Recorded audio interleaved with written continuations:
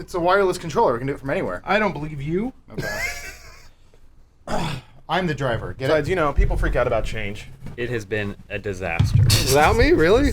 Not necessarily without you, but just in general. Oh, just since in we general. began. Oh, just another disaster. Ever since we started this group, this channel. Yeah, even the channel is that? Are you talking about the channel or the videos that we make? Just everything. Okay. Well, I gotta pee, and that means I gotta wait an hour. That's okay though. Lawrence, scoot this way. Did you test this game before Nope. starting it? Nope. All right, well, here we go. It installed, and here we go. If not, we'll just play Battlefront again. That's fine. I fucking love Battlefront. Oh, there we go. Not bad. Who likes that? And I can't see anything. You get to race around the Ibiza track. Oh, There we go. Perfect. Perfect. no Shit, save hold data on a was minute. found. Yeah, no shit. Taking off the sweatshirt. Oh. Get warm. Hey, don't forget, before we start the podcast, Dude Soup Live on Friday. I meant to remind you guys. It's sold out. Yeah, I know that it's sold out, but I meant to Who are you remind telling you us? guys because I don't want you to forget that we have to be there.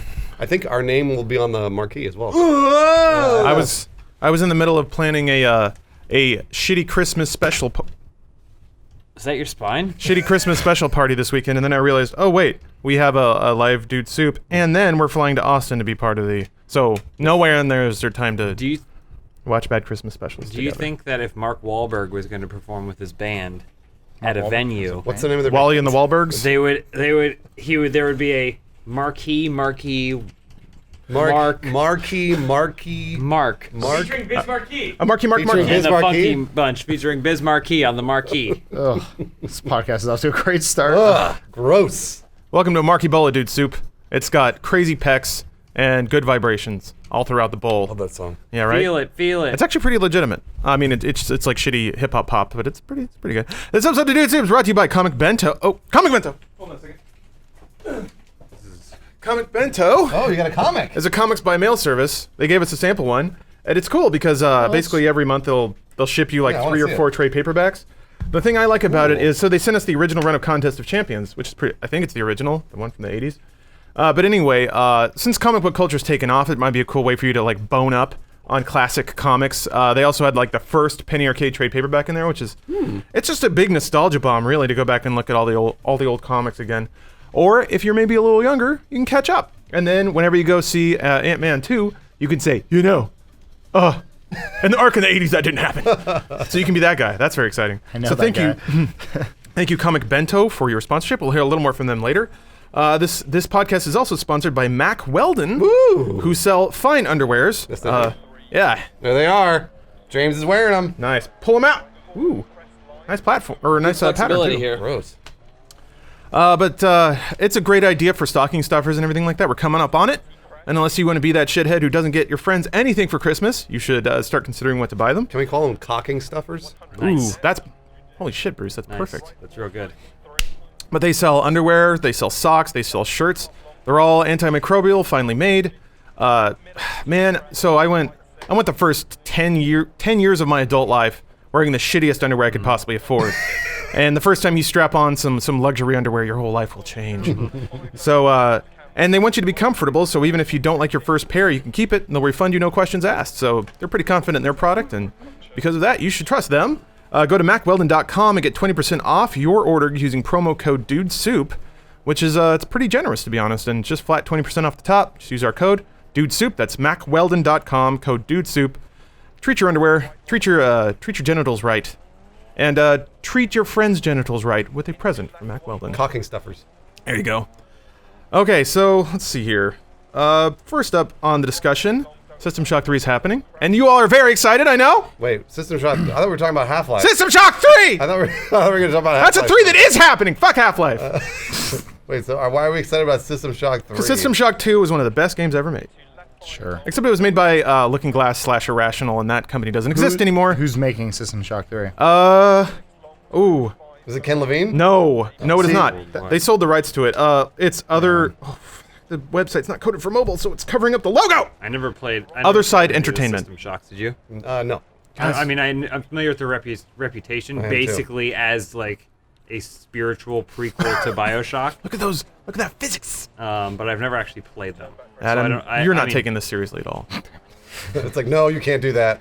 Anyway, that's not the real discussion topic. I just love System Shock, so I said it out loud. Oh, Okay. okay, good. I was kind of surprised because Ken Levine's been pretty quiet. Yeah, 'cause After they shut down the Irrational. Yeah. Are they pseudo? I don't know what's going on with it. Irrational's still technically a company, but it's. It's like I don't think there are smaller. many people still employed there. Yeah, which is sad. Last I heard, it was like 15, I had a friend who was a writer on Bioshock Infinite. and now he's gone. He is gone. He doesn't work there anymore. It's sad. Where does he work? I think he's freelance. I try to keep up with him. He used to work at Volition. Good guy. Well, it's a bummer too because my understanding is Irrational moved offices halfway through Infinite's development, Oh, did and my understanding is that most people there were like, oh, well, you know, it's a big move, but this studio's gonna be around for a while. We're about to ship Infinite. It's gonna be a huge game, and then game dev happened. Get out! And they shipped it and then That's kicked him out. Ken Levine So- was like, I don't want to do this anymore. Yeah, so I kind of assumed that, like, oh, they're gonna do System Shock 3, but then I forgot they sold the rights. I don't know and all that that's what stuff. he was like. I just know. like to imagine that every game developer is petulant and has like a whiny voice. I don't know why. I'm Ken Levine. We do what I want. He's got kind of a nasally voice. He's a little does, nasal. but What? he- No, he's like he- super deep and seems like a rich. nice guy. Oh man. No, he sounds like this. But it's This so, is how Ken Levine sounds. you think? Yeah. Nah, not Huh. as nasally. Basically exactly that. God, we sound like weird video game groupies. know, Shut that's That's up. what we are, Adam. Let's talk about the other thing. Phil Spencer's so hot right now. All right, here's the other thing. Half-Life 2 Episode 4, Yeah, what happened with that? or Return to Ravenholm, as it used to be called, still canceled. Still totally not coming out. Long dead. Weird. But an environment artist, I think, shared some screenshots. So, Cool. you know, It's like hope springs they're- eternal. Yeah. Not Except it really doesn't. concerned with that franchise. Yeah, it's weird, right? Yeah. Well, they canceled. I mean, that was like back in 2007. They canceled this game. Yeah. Well, it was in development back then. I don't remember when. Like, it was kind of quietly canceled. I don't know when it officially was dead because nobody ever really. It was never really announced.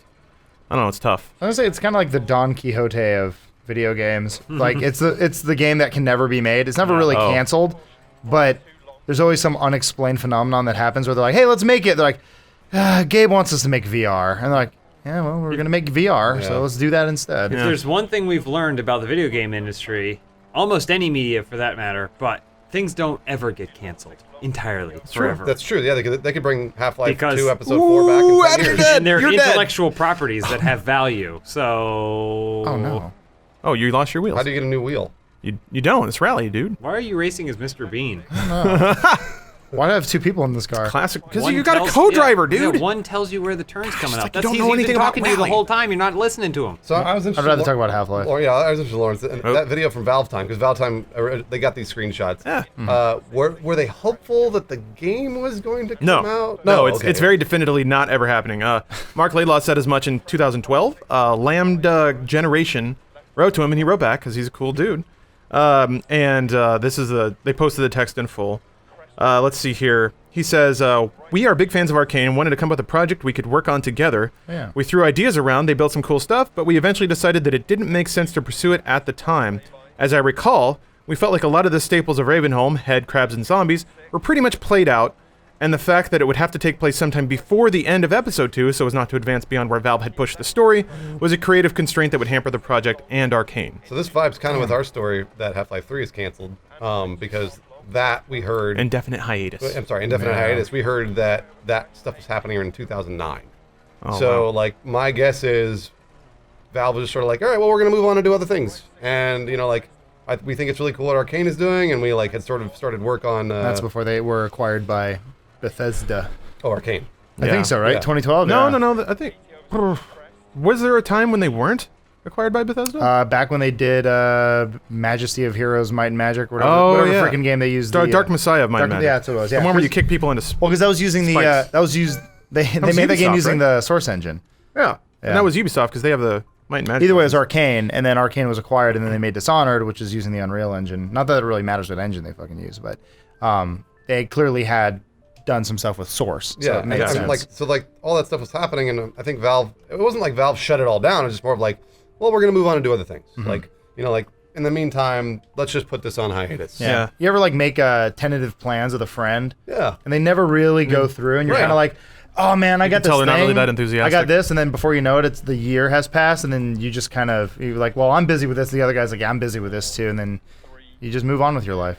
I like to think that our story that we put out 4 months ago, finally put an end to all the Half-Life 3 rumors. Oh, I don't think it did. Oh, it didn't? God, no. Oh, I think- you sure about that? Yeah, I'm positive. You Come can't- on, no. I'm positive. You I can't thought kill that we hope. did that. No. Okay. It's We're still going. It's a strange thing because, yeah, we did that story. We did a tour of Valve. Like we went and saw the place. Everyone there's very busy. They're all working. Every screen was either Dota or CS:GO, and or HTC Vive stuff. Yeah. Well, we saw we saw. Yeah, they own 3 of the biggest games and also the biggest digital distribution platform on the internet. I mean, maybe there was a secret room where they were working on a sequel to this game, but it more or less confirmed what we all knew. But it's that weird thing where like something will pop up on a Jira ticket and people are like, "There it is, it's being made." You're like, "Yeah, you're right. You're right. It'll be out next year." The cancer kid saw it. Well, the thing is, he saw Left 4 Dead 3. The thing is, though, is that at that point, like, yeah, they worked on this stuff, so it exists, and it did exist back then, but right now nobody's on it. So there you go. That's just what's happening. I'm discovering this thing more and more about humans. It's a weird thing of just talking to people. If you want to do something, Bruce, and I'm in agreement, for whatever reason, you as a person will all of a sudden think, well, maybe I don't want to do that.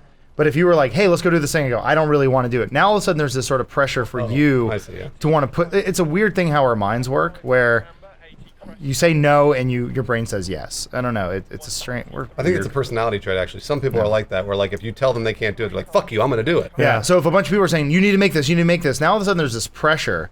But if a lot of people are like, they can't make Half-Life, or like, I don't really care about Half-Life, now all of a sudden there's this like pressure to make, or there's lack of pressure. Now you're more driven to create something. You want to prove them wrong. Yeah, exactly. I don't know. I feel like that's what happened with Valve, where there were so many people saying, oh, I can't wait, you're going to do such good work, and they're like, I don't really want to do this. like you created the world's best game ever. Now do it again. And they're like, no. We'll do something else. We're going to mess around with some other ideas. They did that with Half-Life 2. Like, everyone, well, the PC community basically was like, holy shit, Half-Life is amazing. Half-Life 2 has to be the best game ever. Or it wasn't, it has to be. They're saying it will be. Yeah, well, yeah, you're basically right. And I think, to Half-Life's credit, and I've said this before, but I think it's not appropriately celebrated that game wasn't a massive disappointment. The fact that it met expectations, I think, is incredible. Yeah. And then the episodes 1 and 2 basically did the same thing. Episode 2, I think, was really phenomenal. Really phenomenal.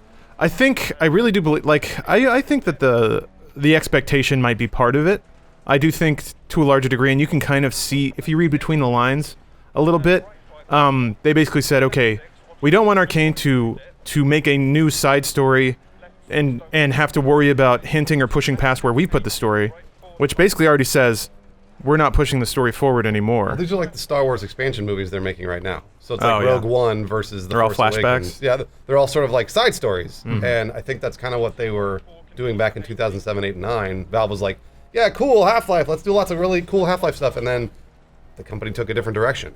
Yeah. So I think, like that's what we're seeing. That's what we always see, like the Half-Life 3 in a Jira ticket, or like these screenshots, is that they were doing that, and they sort of realized, oh, wait a minute, like we got our finger on the pulse of something else that's way cooler, or like we'll make more money for the company, or whatever, or both. Totally. Or just something that creatively sparks an interest. Yeah, more. that too. Like, oh, this Portal game's pretty cool. Oh, this, mods are pretty cool. Oh, like VR is a cool thing, or whatever. Gabe's making like a cooking salt stick shaker or whatever it is. Cooking stick. Cool. Cooking stick. I'm gonna try that It has nothing to do with Valve. I just thought it was funny. Tell us what a sous vide is, please. Oh. He's making. Gabe is making, or is investing in a tool that allows you to immersively cook meats at a very low temperature for a very long time. He's not making it, by the way. He's investing in. Yeah. Well, and then That's what Gabe Newell cares about. Freaking Psychonauts 2. Properly what's his cooked name? meat. Eric Wolpaw. He's writing Psychonauts 2. Yeah. Like that. What a cool fucking company that they can do that. Where he's like, hey, I want to take some time off to go write a sequel to a game that's getting kickstarted or whatever on Fig. Well, and if It's pretty rad. and this is pure speculation, but I would also think that like Eric goes to his bosses, or Valve doesn't have bosses, so never mind. But Even though in the video they jokingly, he's like, can I go, Gabe? And he's like, yeah. but a conversation probably happened like that, where Eric was like, I like writing narrative games. Like, I want to write a narrative. And sure, we have narratives behind Dota, and we have narratives behind Team Fortress, but it's not the same. And like writing copy for websites is fun, and writing webcomics is fun, but I want to write a game again. Can I go do that, please? And they're like, yeah. Like, sure. Yeah, sure. I mean, we're not using it for Half-Life, so what the fuck? Who cares? Just pissing off so many people right now. Sorry, people. I want Half-Life as well. Dearly. I love those games. That's kind of my hope. I think I'm hoping we're getting to this level. We got Wolfenstein, though. I would love to get to this level of transparency where Valve can just come out and go, look, we're not going to make it. We didn't want to make it, but can't we do would that. love to shop it out to someone else. Like similar to Star Wars, where George Lucas shouldn't be making Star Wars anymore. We've learned that. J.J. Abrams, though, he's a Star Wars fan. I'm kind of excited to see what he does with it. And then Rogue One and all these other guys who are working on these, the guy from Looper, I forget his name, Ryan Johnson, like all these guys who are clearly like big fans of the series and they actually understand what makes Star Wars Star Wars. Yeah. At least I hope. I imagine the franchise is in good hands. I would love to see another developer or just like a group of guys or maybe even like a smaller team break off of Valve and make Half-Life games. That would be pretty cool. So theoretically, that's almost what happened. Yeah, I was gonna say And, Arcane was yeah. doing that. And then it got shut down for the reasons that we heard, which is that I guess Valve wants ownership over the progression of the plot. So then you're limiting game developers to making side stories, which Gearbox already did with Opposing Forces, but that was a long time ago. So I think sadly that dream is also dead because Arcane and Valve basically couldn't find a way to make it work. So I don't know. I would like to believe personally. The more time goes by, the less it hurts. And then, Machine Games comes out with like Old Blood and New Order, and those are great single-player intensive, narrative-focused games. And I'm like, you know what? Maybe just new games. Maybe I'll just play new games because they're still being made. Thank God. I was worried for a while there that single-player story-focused games would go away entirely, and I love them. That's it's what I grew up playing. It's what I want to play forever. So I'm happy. I'm happy that they are still made, which is great. Assassin's Creed is still it's even more single player than it used to be, which is interesting. If anything, I know Valve's really good at enabling for, just for anything really. They like to create the tools and the source and the resources. Oh, I see what you mean. Yeah. So I would hate for them to be a stopgap, or any sort of funnel, or a bottleneck Yeah. for something that a lot of people do want, and that'd be kind of sucky of them. And I think. I hope they don't just hold on to this franchise and go, oh no, we'll get to it, and they never do. It's like, just give it to somebody, just give it to the community, give it to someone to make. I don't know, it'd be nice. The troubling part about that was weird. Drone. It's a drone, yeah. Get that drone out of there. The troubling part about what Eric said is that, and they have every right to do this, so I'm not questioning their judgment, but the idea that Valve doesn't want any third party to add anything to the Half-Life universe beyond what they've already done. Like the idea that you can explore to the side, but you can't explore forward. And that's kind of a bummer. Why can't the Valve writers just collaborate with... Give them a Bible. Sorry? Give them a Bible. Yeah. Yeah. Give them a Bible, say, here's what we had in mind, here are the do's and don'ts of this universe. And you know what? Give us rounds of notes on your story, on the beats of your story. But, you gotta, if you love something, you gotta set it free. Good. I was just gonna say it's also tough just because of the way things have ended, which is to say haven't ended. Oh, the in episode 2 Half-Life cliffhanger? universe, just like stuff being so like, what the fuck is going on? Yeah. Still? Like I don't know. Like I don't have any closure. The episode's if people actually- had closure on like even some sort of real narrative there, then they'd probably feel more better about not getting it. But I think you're right, yeah. I don't know. It's just like people want the story to be finished, I think. They could just pull a George R.R. Martin, tell all the producers, like, this is what I wanted, and then die. Yeah. He's gonna die. He's not dead yet. Yeah, no, but he will. He will die eventually. He's gonna die, well, soon, probably. He's really fat. Yeah. Jeez. I mean, he is really fat and unhealthy. Yeah, but all he has to do, he just needs to preserve enough energy to write. You know? He writes in like It's not like DOS, he's too. climbing the Matterhorn. Yet. He's Yeah, gonna his listen to this favorite podcast and go, I could do it. doing You think research I for his can't? next Then he book. dies. Hopefully, James kills Game of Thrones.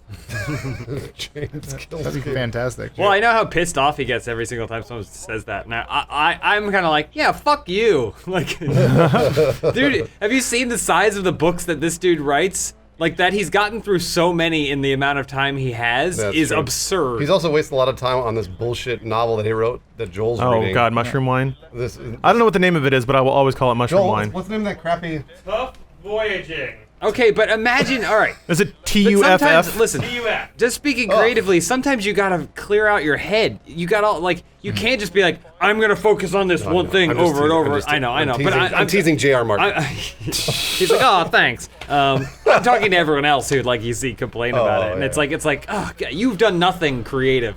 And I don't think I have. I don't really think I have either. true, but when though. it's like day after day, you're expected to do the exact same work towards this exact same task that you know is just this huge, massive beast. That's so imposing and impossible. And sometimes you gotta pull a J.K. Rowling and be like, I gotta shit this other thing out real quick, you know? I was gonna say, actually, the perfect example is Dark Tower. Yeah.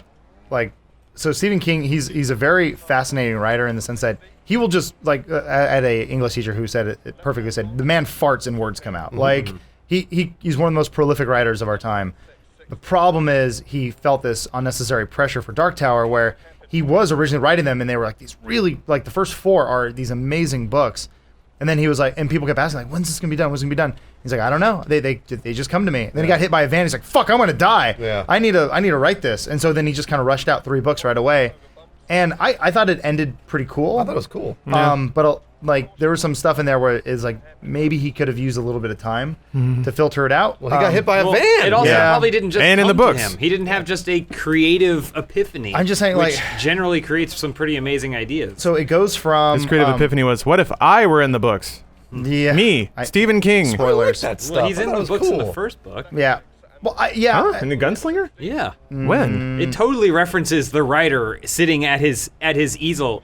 Listen, I've only read The Gunslinger, and I don't know really anything about it, but I know that's in it. All I know is like we're going to be talking about Dark Tower for a second here, so sorry for anyone who hasn't read the series. You should though; it's good.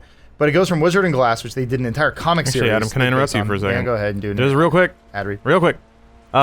If you like comic books, Dark Tower is a comic book, but we're also sponsored by Comic Bento. Oh yeah. I was gonna make a jibe about shitty narratives that never end.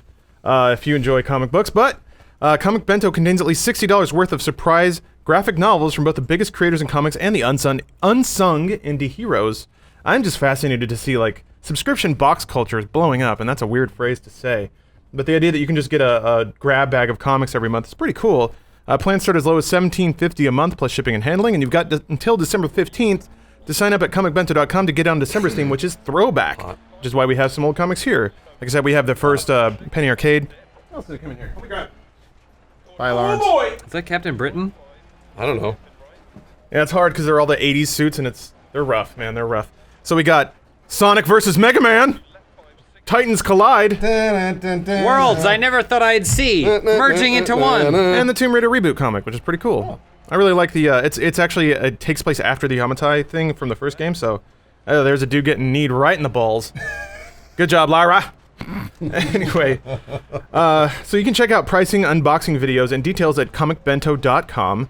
Like I said before, if maybe you're just getting into comics culture, or maybe the Marvel Cinematic Universe has your interest piqued, this is a pretty good way to get your salt, basically to get a little taste of history, and then you get a little smorgasbord. You can try all these old comics and see which ones you like, and then if you like one, you can subscribe to it digitally or something like that. Start to build out your little nerd shelf with all your comics on it. So when girls come over, What? You hide get the that right shit. one. Yeah. You throw a sheet over it. Tailsman. He is a Mega Man version of Tails. As a Proto Man version of Tails. Does he eat Fine. chili dogs? I don't think the Chili Dogs continuity exists in this. But you can use Oh! Knuckles Man! They're all Rose Woman! damn it. Shadow Man! they're all Mechasonics. you can use promo code DUDESOUP. That's DUDESOUP with no space, and get $5 off the price of a Comic Bento subscription at www.comicbento.com. Once more, that's at DUDESOUP, no space, 8 characters, at comicbento.com. So thank you for your sponsorship, Comic Bento. Thank you for showing us an amazing world where Sonic characters can be Mega Mans. With or without chili dogs. It's like an E-tank, but it's a chili dog. All right, so back to Dark Yeah, Tower. Dark Tower. Anyway, what Dark you got? Tower. Sorry. Oh yeah. So Wizard, I apologize. Wizard and Glass is one of my favorite books. It's a great part of the series. Which book is that? 3? That's 4. 4. That's the one where the entire thing's a flashback. It's about Roland's backstory. Yeah. And I thought it was such a cool way of getting all of that. And they even made it into a comic series, which you could just read that. Those and are really good. It's pretty freaking good. The art style is amazing. Yeah. Check it out. And then it goes to Wolves of Kala, which is okay, but then you can kind of see Stephen King kind of losing his mind a little bit, where it's like, and then the Wolves of Kala came in and they had lightsabers. Also, the Snitch from Harry Potter is there. Do you get it? It's really. Do you get it? It's a weird. It's a slow book. Well, Well, the beginning's very. it ties together. The idea is so. Correct get me it. if I'm wrong, Adam. Yeah, go ahead. But the whole idea behind Dark Tower is that like, and I've heard this before from people who want to believe that they're a reincarnation of Sephiroth, but Dark Tower spoilers coming up. Yeah. it's more thematic. It's not plot related. But the idea is that in the world of Dark Tower, every creative thing actually exists in some reality, and those realities are kept separate by forces that are explained in the books. Kind of, sort of, yeah. And then if you are a creator, you are a medium for that reality coming into this one. So the idea of all that shit is that the barriers between realities are starting to break down. So you have Dr. Dooms with the lightsabers riding around on horses and shit like that. So it worked more thematically when it was sort of like you start seeing characters that are from The Stand that are also in there. You're like, okay, so it's like the Stephen King universe. But then like if Star Wars all of a sudden started putting like Harry Potter shit in there, you'd be like, wait, what? And they're like, no, it makes sense. So if you think about it, I'd rather not. It got a little too jumbled together. That was sort of the problem. a little fan fiction-y. A little bit. And it really came from the fact that at that time, Stephen King was a big fan of Harry Potter. He's like, I'm going to put the snitch in here. Like, why? And he's like, I like that he did that. I like that he that's referenced kind pop of culture. that's kind of when it lost me. I think it was cool. I thought that was really neat, and I like that he tied together a bunch. Like, I'm a big fan of when movies have other movies or other television shows or other pop culture references in them. I like because it, that feels like the real world. That's the world we live in currently. I like it more when it's in the same universe, similar to like Daredevil showing up, sure, yeah. and then them just kind of offhandedly mentioning like, oh yeah, We're in Hell's Kitchen. Yeah, we're in Hell's Kitchen, and New York was destroyed because of a man with a hammer, and you're Right, like, yeah. oh, like if all of a sudden they were like, oh yeah, Batman lives in Gotham, I'd be like, no, you're wrong universe. Like, Well, you no, can't. that's not. I like world building. I like that sort of Notice they stuff. never use the names in the Marvel shows because they probably can't. They're always Doesn't make any like, sense though. Why wouldn't they? I know, right? But they're always like a guy with a shield and a big green man. I'm like, Yeah. Doesn't make any They're sense. trying. Jones, a little boy dressed as Captain America. that was really cute, but they never say the names. They're trying to like make it seem naive, Yeah, like in the yeah. universe, like, oh well, we're just a small piece Oh, of I this see. universe. There's a whole Yeah. thing, and oh yeah, well of course it's important for Captain America, but it's like, but then my other thing is like, bullshit. Aliens destroyed all of New York City. Bullshit. Everyone fucking knows. Yeah, I was gonna say everybody knows their names. I mean, like here's a perfect example. It's a horrific one, but we know who Osama bin Laden is. Yeah. We know that name. Okay, that's true. Because he had a huge impact on the world in which we yeah. live. Yeah. So you don't think they know Captain America? And a Hulk? Yeah, Yeah. no, I know. I think they would know. Who also, they made a whole point of the first movie being a symbol of patriotism throughout the entire World War that took place then. Yeah. Kind of an important figure in history. I think it's a writing technique that they're doing to try and go like without well, going even- but I mean, it's look, like everyone in that world would go I think it's a licensing thing. I think Netflix did not or wasn't able to Really? get the rights to say Captain Wait, America. It's a Marvel show. I don't know about that. I do. I don't don't know, but It's on par. My guess is it's on par. So they've had too many watching- chances to say the name, and they never, ever, ever do. I so know. it's not a technique every time. I think it could be. Actually, Oh. I had a writing instructor who said if you do it every time, it immediately becomes a style or a technique. I guess. But it's the same thing as I've seen 2 episodes of Man in the High Tower, and Castle. High Castle. I Whatever. said that too a long time ago. And High Tower, it's a police academy crossover. Snitches in it. But they do for several things, which is like my least favorite fucking thing that hour-long television dramas do, which is false suspense, where they have a character who's like, she references the accident. She's like, oh well, since the accident, right? And then you'll see like a scar or something, and I'm like, so wait, we're a third-person omniscient audience that can travel from household to household and through time and see every single thing, except we don't know what her accident was, and she doesn't ever say it. It's like, that's bullshit. Nope. When you get into an accident, you go, oh, that time I crashed my bike, or oh, that time I tripped and fell in the bathroom. Like, you don't say, well, ever since my accident, my tailbone has really been hurting. Like, you don't say that. It's just not how. That's what they're doing to try and make you have a false sense of suspense for finding out what that accident is, Yeah. even though everyone in the universe knows. It's just a shitty writing technique. Call it a that hook. I really don't. It is a hook. That is clickbait.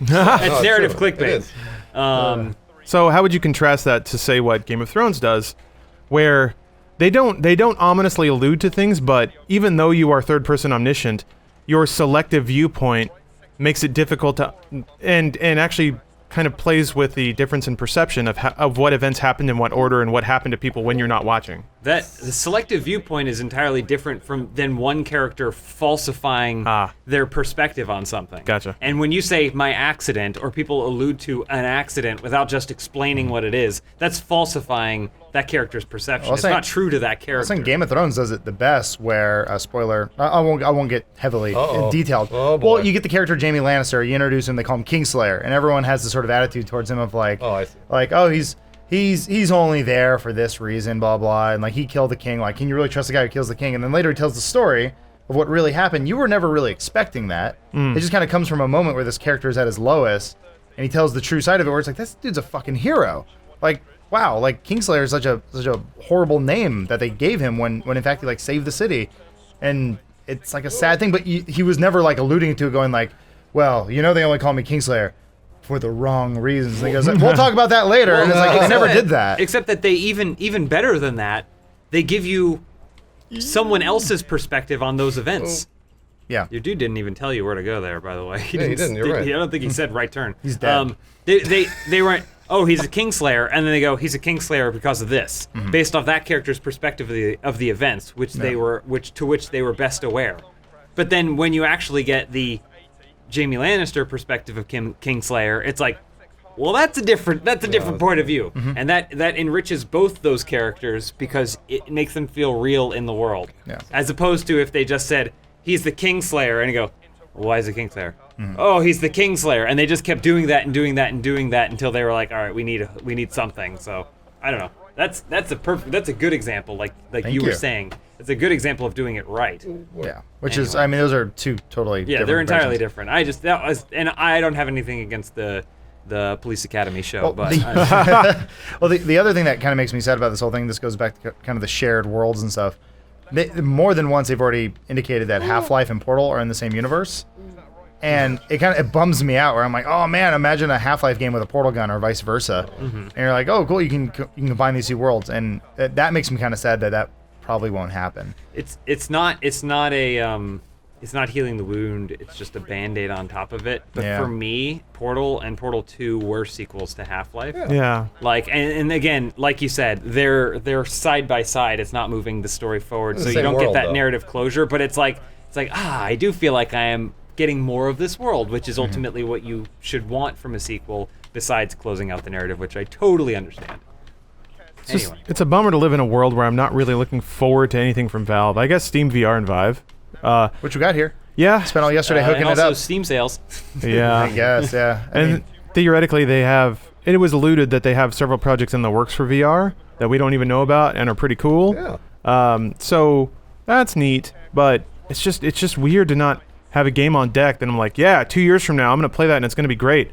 Now it's more like, okay, it's CSGO, which is cool. Yeah. I'll watch that on Twitch sometimes. Dota 2, which is completely beyond my ability to play or perceive. And Team Fortress 2, which people are having fun with, but again, I kind of moved on, so... we do also live in a world where Half-Life 4 was announced and released in the same year. I'm sorry, I messed up. Fallout 4, sorry. You're right. Yeah. No, you're right. Like, so we no longer live in the BioShock Infinite world where it's going to take 5 years for a game. Well, sometimes we do. Or even like Final Fantasy 7, they announced it, and then I know a lot of people were mad about the episodic thing, but it sounds like it's at least coming out next year. They didn't... I don't think they put a date on it. Which is No. People are still guestimating. And Yeah. some people If with it's a positive outlook are like, well, if it's episodic, that means we may see it someday. Yeah, and like Ground Zeroes has taught me anything. Like, you can play a small section of a game over and over. Yeah. And I'm not going to be a beggar or a chooser in this situation. But you know what? If you're going to put it out a little bit early, and that's fine by me. If I get just a taste, that's cool. I don't know. I have a bit of a beef with Square about that. Not. It's tough because they're making a remake of Final Fantasy 7. It looks incredible. That's all great. I really question the practicality of saying it's going to be episodic without really any meaningful information about what that means. Yeah. Like, so later, once they were like, what the hell, what does that mean? And they basically said the scope of the game would be too large to release it as one giant project, which, you know, Which you can means choose they don't have a lot of dedicated people on it. Well, I don't know about that. I think you can sure? choose to believe that or not. I think if like, so think about the world of 7 and all the cities you go to and all the places you visit. To render that in detail with the kind of detail people are imagining in their heads, like Right. to to make a city of Midgard, which is only one small part of the game, by the way, but it's a full city that you can walk around in wherever you want, go to places you couldn't go to in 7. Because 7, like, if I'm just kind of throwing a number out, maybe had 30 pre-rendered backgrounds that represented all of Midgard. It's and to turn those into meticulously detailed Unreal Engine 4 environments that instead of being like a bitmap you run around on is now a fully 3D environment that you can run around, jump around on, explore. The orders of magnitude of like investment and effort into that is so much higher. So I kind of get what they're saying when they're like, listen, this game, if we're going to make it like you want us to make it, it's going to be huge. And if we put it as one, I don't know why I burped there. Yeah. And if we put it out as one game, it's going to be like 150 gigs and it's not going to come out for 7 years. And by the time it does, parts of it will look older than other parts so I get why they're like, you know what, let's just bite off a workable chunk. Right. Let's maybe just have the Midgard section be one game unto itself. And then Final Fantasy VII Remake Part 2 comes out and then you go out into the open world to that, swampy area with the big anaconda in it. Yeah. You fight the Leviathan, and there's a dead one because Sephiroth went that way too. Stabbed it. Nice. You put it on a stick. Don't worry, Bruce. We lost you a long time. No, years ago. Well, I like the episodic conversation. I just wish that they would have. Before they said it's episodic, they should have been a little more battle ready and said it's going to be episodic. Here's what the episodes will cost. Here's exactly loosely tied to the Final Fantasy VII plot what the episodes will be. And here's roughly when we're targeting them release. I can see them not putting a rough release out. I wonder if it was their way of just getting the game out. Like, yeah. Typically, there's always someone championing an idea. So there's probably someone at Square Enix be like, we want to remake this game. Let's do it. And someone at the head is like, does anyone care? Like, everyone who played that game was a teenager back in the 90s. Now they're adults with money. Yeah, now they're adults with money. But how many of them actually are interested? And someone goes, well, okay, here's another scenario. What if we make it episodic and we can at least gauge interest and we'll go from there? And they're like, okay, we can write you a check for that. And then they also re-released it recently. A million times. Yeah. Came out on PC, PS4, PS3. Yeah, but maybe Vita. those downloads aren't very high, as high as we would like to think they are. I mean, I think Lawrence is really onto something too, though. I think the guy's like, yeah, no, that'd be great. You do realize we have to remake this huge game, right? Like, we have to do that. That's going to cost a lot of money. Like, no matter how much the interest is there, like, that's going to cost a lot of money. We don't know how much this game will cost, basically, is what it's coming down to, because it is so massive, and it isn't just... which I'm happy about it. I'm happy about the prospect of not just getting a up-resed graphics, something that someone could do in their spare time and probably has done before, like modded the game to just make have those high-res sprites or whatever. There are Final Fantasy VII PC mods. So it's really interesting because I got into that scene a while ago because I think like 2 years ago I was like, I'm going to play the Final Fantasy VII again when it kind of re-released on PC. I had to buy it through the Square Enix shop, but all of the mods, so it's interesting since it has pre-rendered backgrounds, you can't change that. Yeah. Like it's a graphic. So what people did is they rolled it into Photoshop, ran several like sharpening filters over it and crammed it back in the game. Yeah. So it looks bad, and then also all the 3D models you can change because they're game asset, and you can actually just like rework them and make better models. So you have these pretty detailed, high-resolution 3D models running around on this ultra-sharpened, really low-resolution bitmap, and you're like, ugh, this just looks horrible. Well, also even beyond that, like, once you get into more interesting like character models, those perspectives are gonna get all screwed up. Yeah. Like when you're running from a bitmap that's like there, but then it also kind of turns up like this. The character model's gonna look really dumb when it's like standing one way because the perspective works when it's like basically a pudgy little clay figure. Yeah. Yeah, I'm really curious to see what it looks like and actually how it plays because Well, they have a gameplay trailer out for it. No, I watched the trailer, but I mean in terms of like how it plays. I'm looking forward to actually trying it.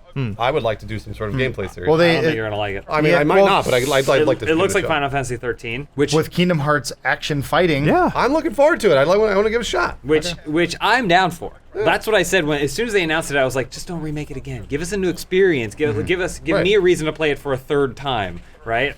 But also, I like the episodic thing because, which they probably won't do, but would be awesome if, sure, this first one in Midgar that's so synonymous with the cinematic opening sequence of Final Fantasy VII, make it look like Final Fantasy 13 or Final Fantasy 15 or whatever. Make it look in that style with that kind of cyberpunk combat. Yeah. But then when you go out into the other one, make it like a weird, like, pixelated, like farming kind of like do a chocobo farm episode or something like make it so that way like when you play all of them it's all different, or like, give me Golden Saucer episode, where it's all the games from Golden Saucer reimagined in new ways. So it's like, remember it had that punch fighting game that was just paper, rock, scissors?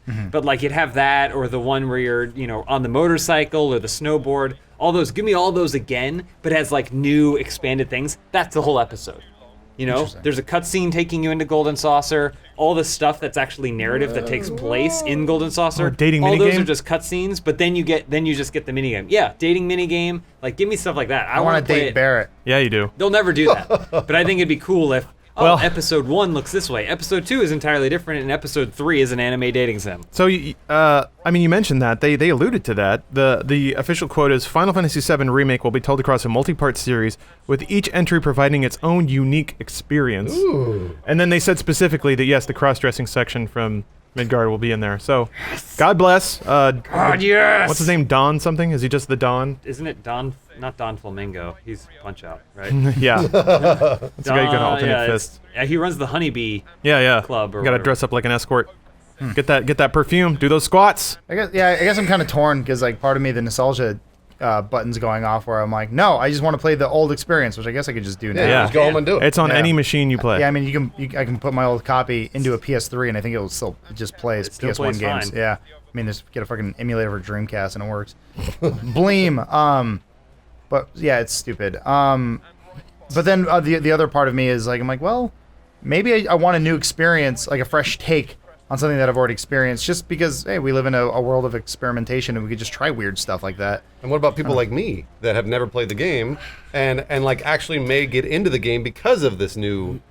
You'll play 10 minutes and go back Maybe. to Battlefront. You think so? But I don't think episode 1, from what I've just the brief clips I've seen of episode Uh-oh. 1, I don't think this is gonna be the thing that makes you go, hey, I do kind of like JRPGs. Like, Come on, it might get me into it, right, guys? I don't think that it might. will. I think you should try it. Yeah, Hey. I would like to try it. But I think that you would more likely play the new one and then be like more interested in the old one.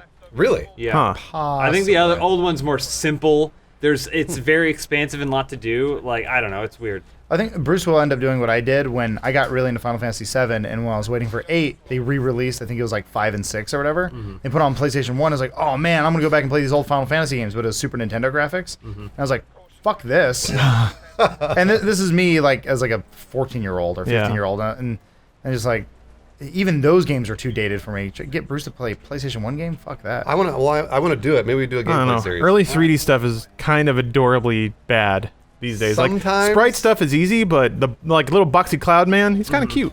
Kind of Yeah. cute. The game's also kind of weird too, where like it renders him in certain cutscenes where the characters are like these big anime. Yeah, I was type always really characters. confused about that. And then when you play the game, you're these tiny little Right. sprites with blocky hands. Wobbly But hands. Swollen arms. and they're always like, and they blink sometimes, it's kind of cool, but when they Yeah. point at stuff, they're like, Yeah, that was good. this way. I think the window's closing on like how that stuff is cute. I honestly think that like. I think the more time goes by, the cuter it gets. Oh, I totally disagree. It's like a little robot that can't climb stairs. The reason I say that is because like with movies get more and more dated as time goes on, and eventually you're just like yeah, Oh, it was man. good for the time. Going back and watching Kroll, it's like.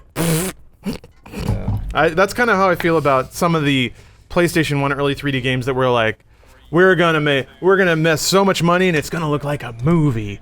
And you go back now, and it doesn't. It really doesn't. When were you watching Krull? About a year ago. Okay. Year and a half you haven't ago. seen Godfather? No, it wasn't on Netflix at the time.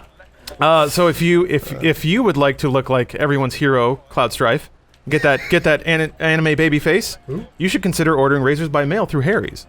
It's cheap, convenient, and high quality, and heavy handles and sharp blades make you shave like a man or a woman. If you're a lady who has some unwanted hair, Harry's can help you get rid of that too.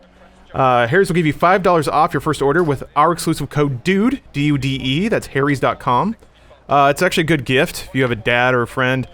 We can load you up with gifts here. You got underwears and you got razors. It's great. They even have a copper razor handle, which is probably the manliest thing I think I've ever said out loud. Really? Yeah, it's all heavy. Boy, you need to say more manly things. I do, it's true. But Harry's has my back watched there at Krull. least. And Harry's also offers a limited edition holiday set that includes the copper razor handle, 3 blades, a bottle of foaming shave gel, and the new travel bag. It's also a pretty good stocking stuffer. You can even get the razor handle custom engraved to make the gift even more personal. They have some shipping deadlines for you. Free shipping deadline is December 10th, Economy shipping deadline, December 18th, and the last day you can possibly order is December 22nd. So please go to harrys.com, HARRYS.com, and use our code DUDE to get $5 off your first order. Thank you, Harry's, for helping us be cleanly shaven, just like our favorite anime heroes.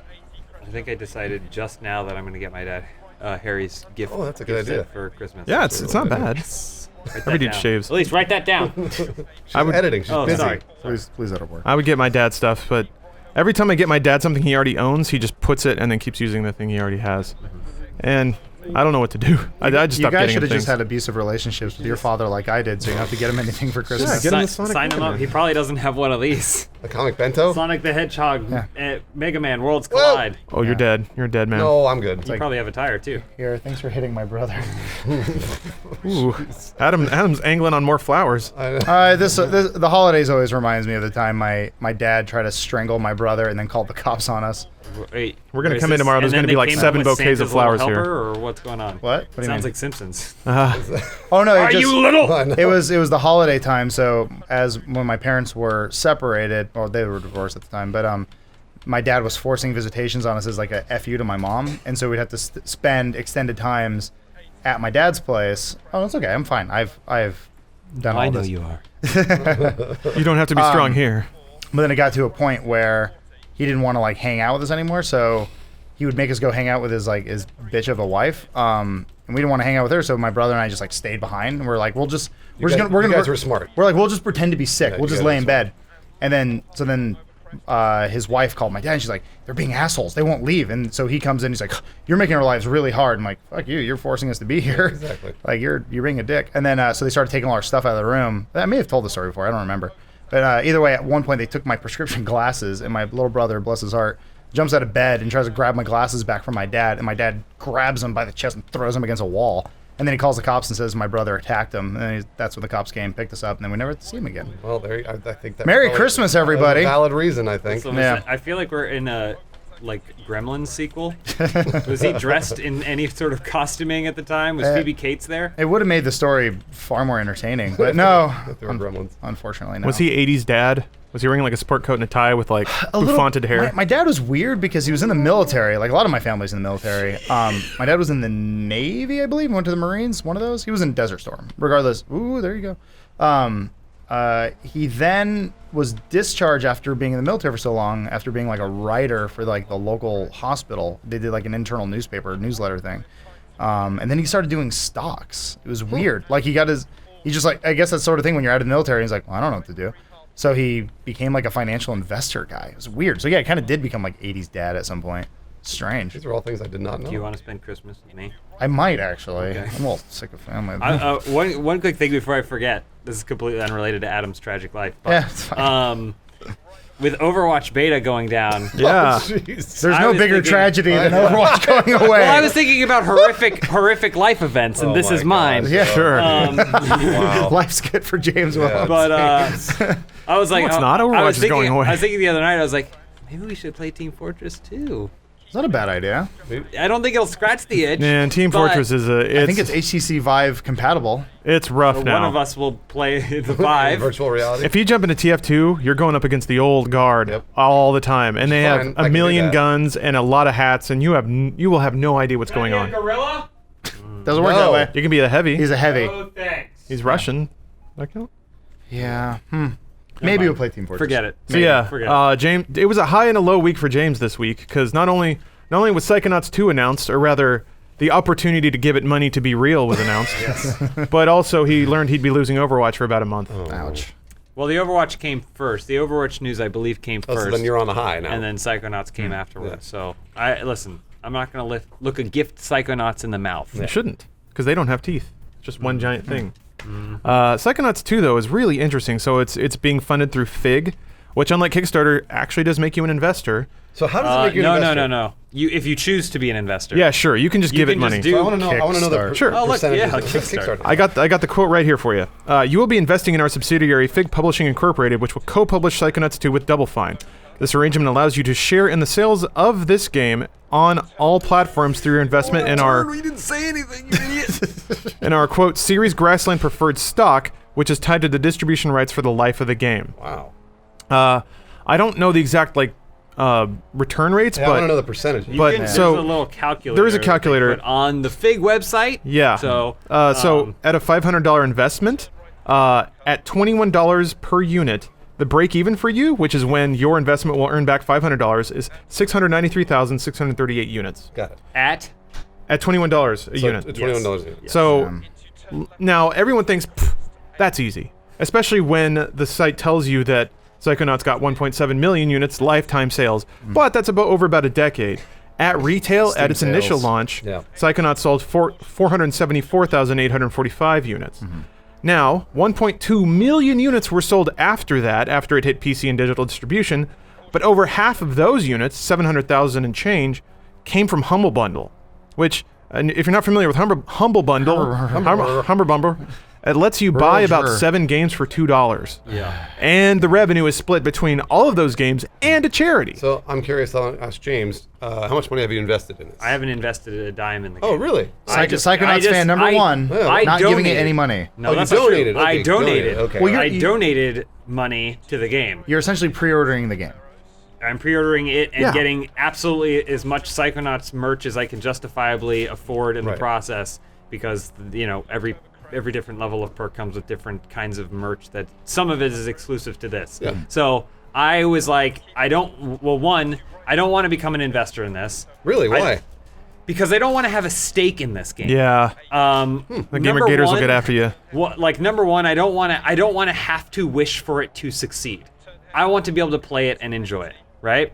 Number two, Lawrence accurately pointed out that I am a cheerleader for Psychonauts 1, and that would be a lot more complex. It would be a lot hard for me to say, trust me, I'm doing this genuinely. Oh, sure. If I had money in the game Yeah. and I was trying to get money out of it, And so I don't want that to be the case. So I did not invest in it, but I did donate, which is what it is. Imagine You're giving a that donation world. to something. Imagine that world though, where things were going wrong in Psychonauts 2, and people were going after you. Yeah, I And mean, they're like, it seems "What- feasible, what- right? Why isn't the game running on my laptop, James Williams?" You're like, I didn't fucking make it. They're like, yeah, but you're an investor. It says right there. And you're like, Yeah. God damn it. You're an investor, not a developer. Yeah, that's actually really smart of you to separate yourself from the entertainment So that you I, like. I don't want that. I do appreciate that Fig is trying to do that.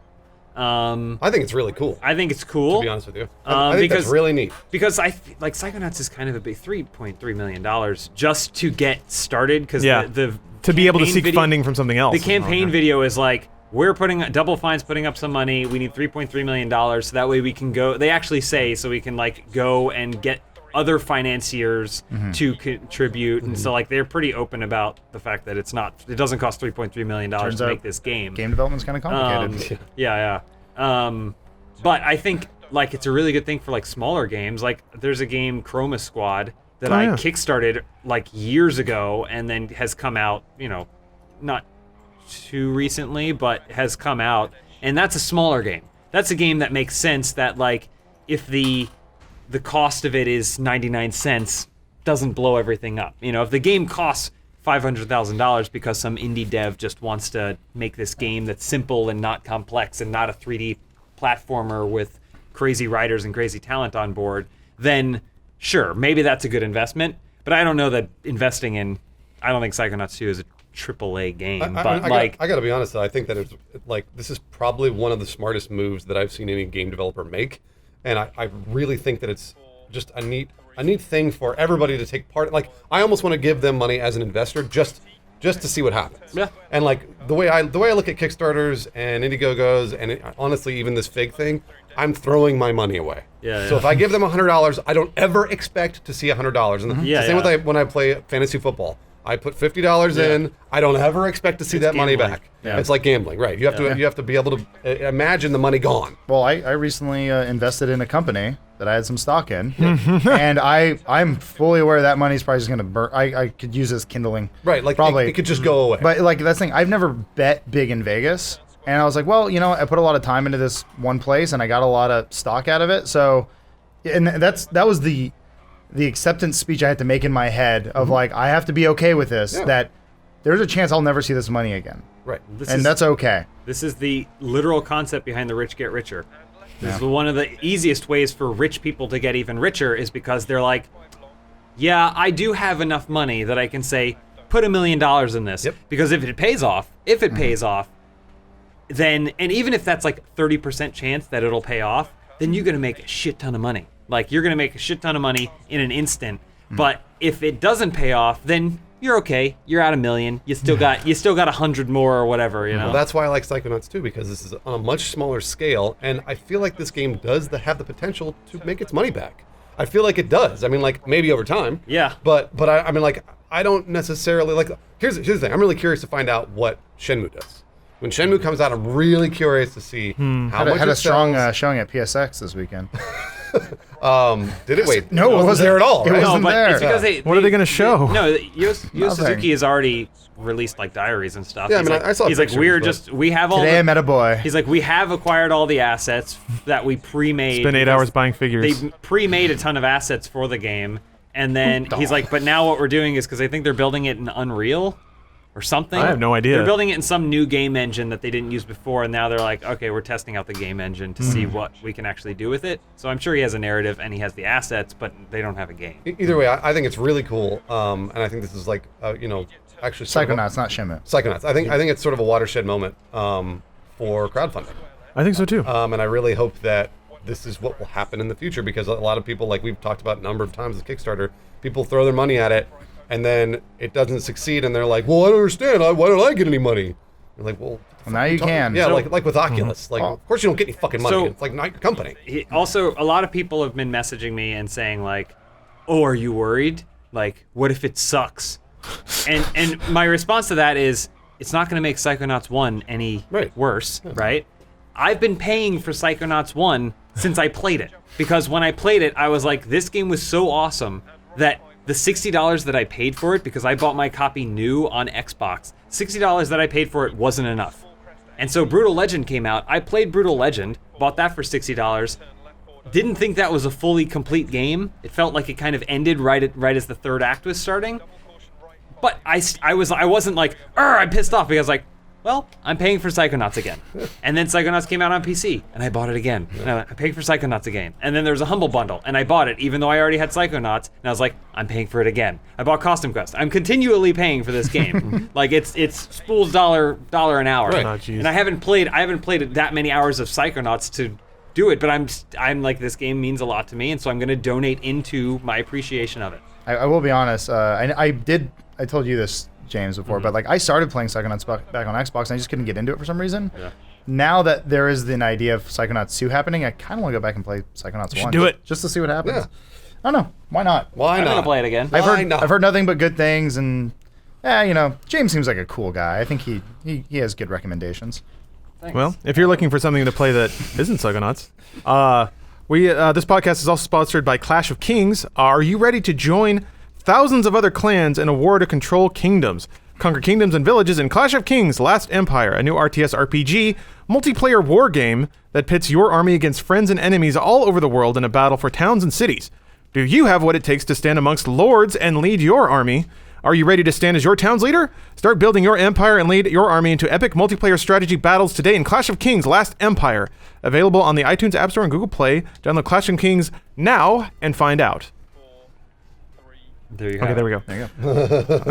I like that they had the word clans in the very first sentence. You made a really good lot of alliteration. You made a really good point about Psychonauts, because I just gave money to the Mystery Science Theater 3000 Kickstarter, Which is doing really well, by the and way. it's doing really well. And it was one of those things that the more I've Swallow it. Jeez, you gotta be joking. Swoosh, swoosh. The more that I've seen about it, the more I'm like, oh man, I hope it's good. But I gave it money because I spent a lot of my like teenage years and college years watching the show, and it influenced like my comedy and honestly Funhaus's comedy. I was gonna say, So- I feel like I have a career because of Mystery Science Theater. right. So, So thank that's you. why I gave it money. You know, like that was one of the reasons why.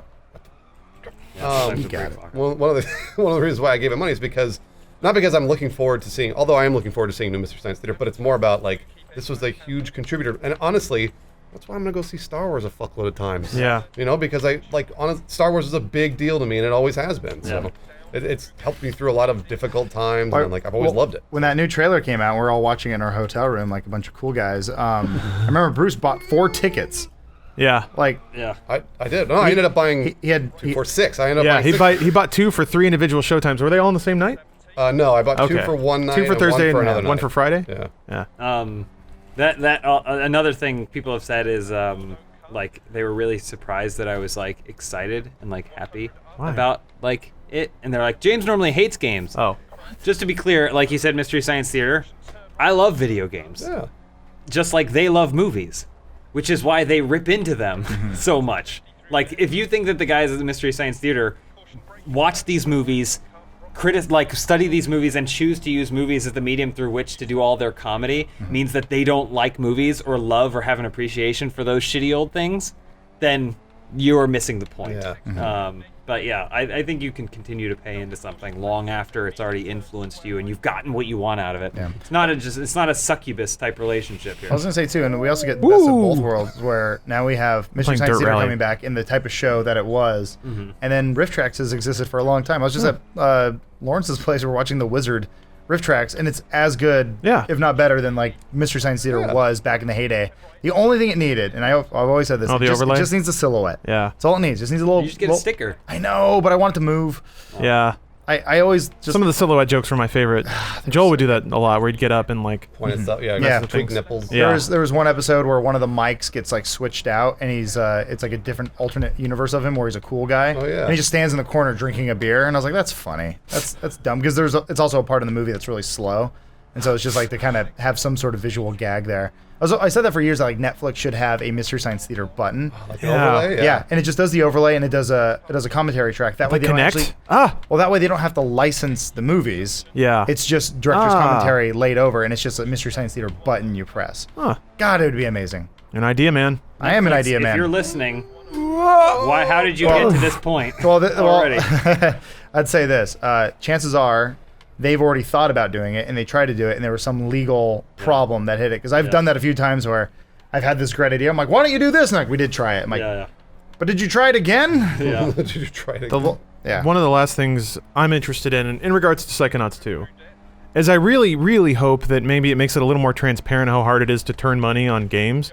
Especially, so, if you are really mad about how expensive games are, I'm sorry, because this is probably going to upset you, but most people, especially PC gamers, God bless you, do not buy games at $60 anymore. So in fact, they're actually getting cheaper, and they're probably cheaper than they've ever been.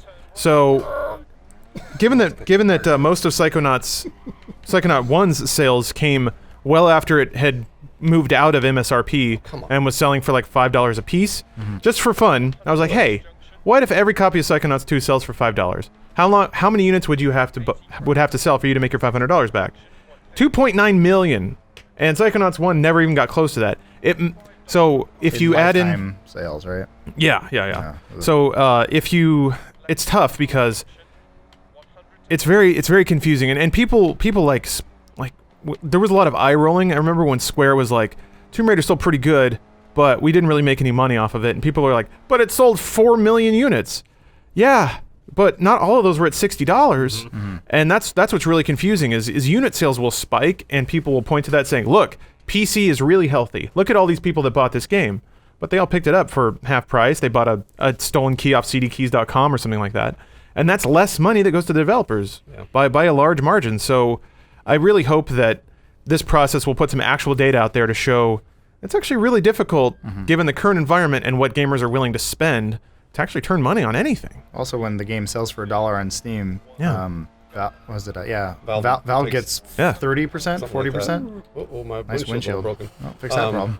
We gotta stop. We gotta stop. That's it. No. Dang it. That's the end of the podcast. Yeah, we'll see you guys at Dude Soup this Friday. Dude Soup Live, Yeah, we will. We will. where we'll be slightly more intoxicated.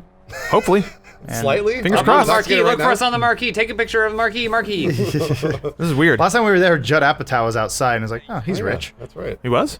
Yeah, Joel Rubin. Yeah, he's rich, yeah. Joel a Rubin bunch of was people there. talking Oh, to he him was about a on screenplay. Was Oh he? yeah. No, he wasn't. It's like, You I see- got an idea for a really long screenplay that isn't funny. Do you want to make it as a comedy? Jesus. Wow, good Apatow burn. Or Wait, Joel burn, I don't know. Wait until we're in the venue and then It's say called How I Met Your Mother.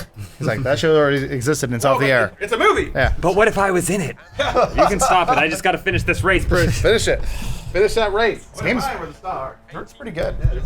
Yeah, drives well. I've talked about this before. I've ranted before about the Oscars. But like the type of group that is in charge of those, the winnings of that The snooty wine and cheese eating guys. They are the wine and Yeah. cheese eating types, and you have to pay like I see. throw like a $50,000 like party in Hollywood at some dude's house just to yeah. be nominated. Yeah.